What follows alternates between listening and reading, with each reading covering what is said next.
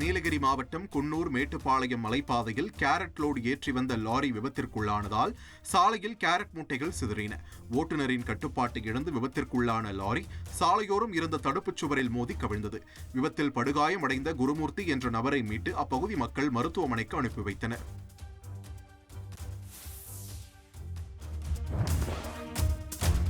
மயிலாடுதுறையில் பாம்பு கடித்து மரணமடைந்த சிறுவனுக்கு முறையான சிகிச்சை அளிக்கப்படவில்லை என்று உறவினர்கள் குற்றம் சாட்டியுள்ளனர்.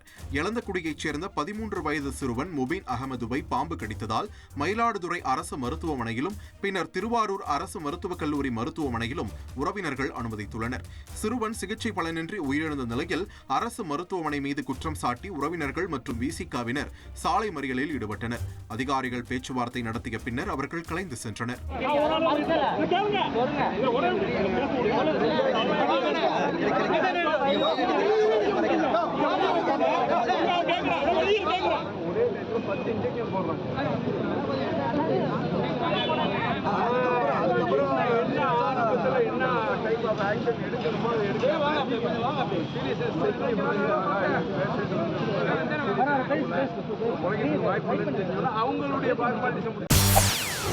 செய்திகளை உடனுக்குடன் தெரிந்து கொள்ள உடனே சப்ஸ்கிரைப் பண்ணுங்க.